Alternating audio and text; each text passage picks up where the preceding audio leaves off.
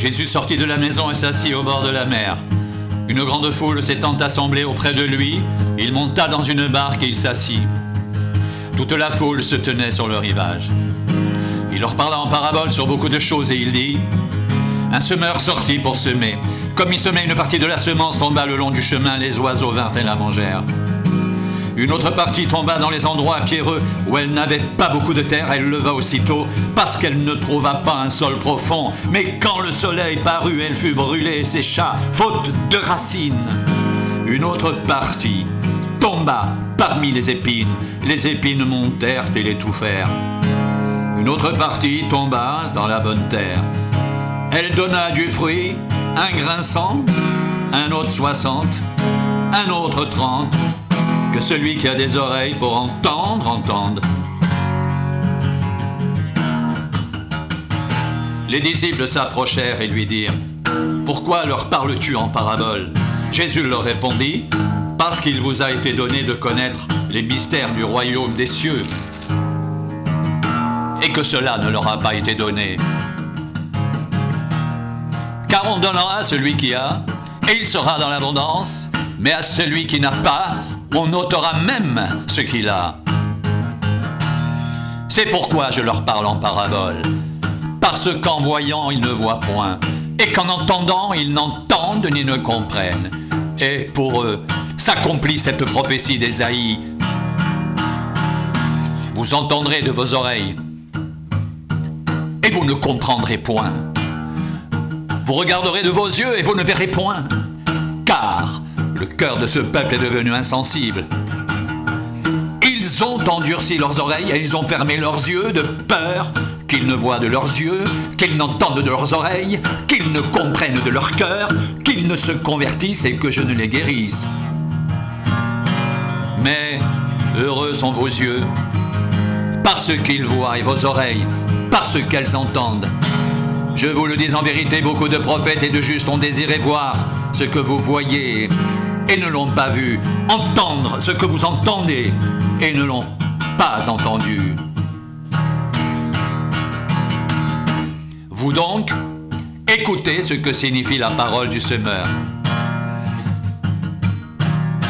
Lorsqu'un homme écoute la parole du royaume et ne la comprend pas, le malin vient et enlève ce qui a été semé dans son cœur. Cet homme est celui qui a reçu la semence le long du chemin. Celui qui a reçu la semence dans les endroits pierreux, c'est celui qui entend la parole et la reçoit aussitôt avec joie. Mais il n'a pas de racine en lui-même. Il croit pour un temps. Et dès que survient une tribulation, une persécution à cause de la parole, il y trouve une occasion de chute.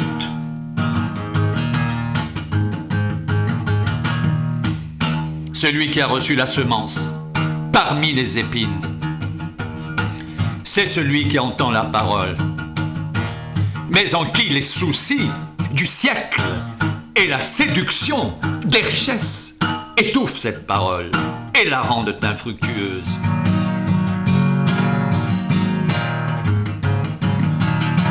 Celui qui a reçu la semence dans la bonne terre, c'est celui qui entend la parole et la comprend. Il porte du fruit, et un grain en donne 100, un autre 60, un autre 30. Il leur proposa une autre parabole et il dit: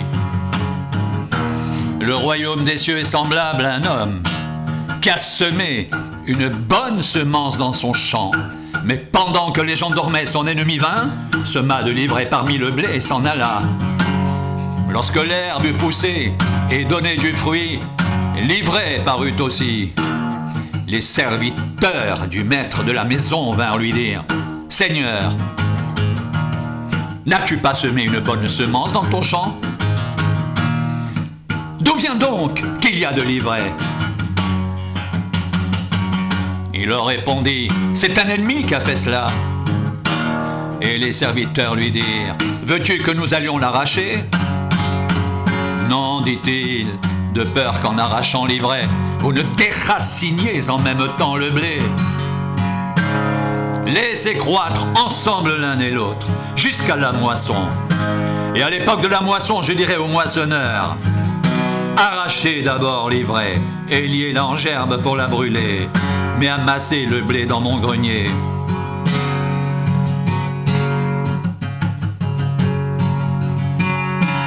Jésus lit à la foule toutes ces choses en parabole, et il ne lui parlait point sans parabole, afin que s'accomplisse ce qui avait été annoncé par le prophète. J'ouvrirai ma bouche en parabole, je publierai des choses cachées depuis la création du monde. Alors il renvoya la foule et entra dans la maison. Ses disciples s'approchèrent de lui et dirent « Explique-nous la parabole de l'ivraie et du champ. » Il répondit « Celui qui sème la bonne semence, c'est le Fils de l'homme. Le champ, c'est le monde. La bonne semence, ce sont les fils du royaume. L'ivraie, ce sont les fils du malin. L'ennemi qu'il a semé, c'est le diable. La moisson, c'est la fin du monde. Les moissonneurs, ce sont les anges. Or, comme on arrache l'ivraie et qu'on la jette au feu, il en sera de même à la fin du monde. Le Fils de l'homme enverra ses anges qui arracheront de son royaume tous les scandales et ceux qui commettent l'iniquité, et les jetteront dans la fournaise ardente, où il y aura des pleurs et des grincements de dents. Alors les justes resplendiront comme le soleil dans le royaume de leur Père. Que celui qui a des oreilles pour entendre, entende.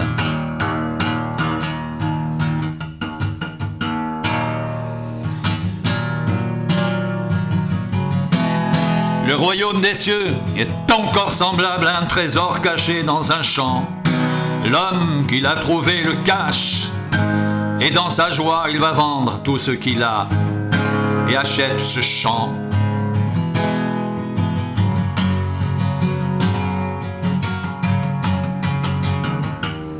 Le royaume des cieux est encore semblable à un marchand qui cherche de belles perles. Il a trouvé une perle de grand prix et il est allé vendre tout ce qu'il avait et l'a acheté. Le royaume des cieux est encore semblable à un filet jeté dans la mer et ramassant des poissons de toute espèce. Quand il est rempli, les pêcheurs le tirent et après s'être assis sur le rivage, ils mettent dans des vases ce qui est bon et ils jettent ce qui est mauvais. Il en sera de même à la fin du monde. Les anges viendront séparer les méchants d'avec les justes. Ils les jetteront dans la fournaise ardente, où il y aura des pleurs et des grincements de dents. Avez-vous compris ces choses? Oui, répondirent-ils.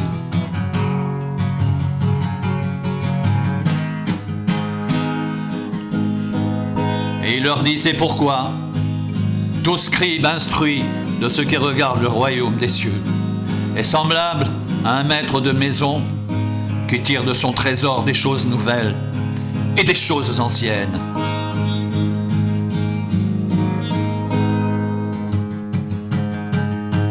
Lorsque Jésus eut achevé ses paraboles, il partit de là. S'étant rendu dans sa patrie, il enseignait dans la synagogue de sorte que ceux qui l'entendirent étaient étonnés et disaient « D'où lui viennent cette sagesse et ces miracles? N'est-ce pas le fils du charpentier? N'est-ce pas Marie qui est sa mère, Jacques, Joseph, Simon et Jude? Ne sont-ils pas ses frères? Et ses sœurs ne sont-elles pas toutes parmi nous? D'où lui viennent donc toutes ces choses? » Et il était pour eux une occasion de chute. Mais Jésus leur dit, un prophète n'est méprisé que dans sa patrie et dans sa maison. Et il ne fit pas beaucoup de miracles dans ce lieu à cause de leur incrédulité.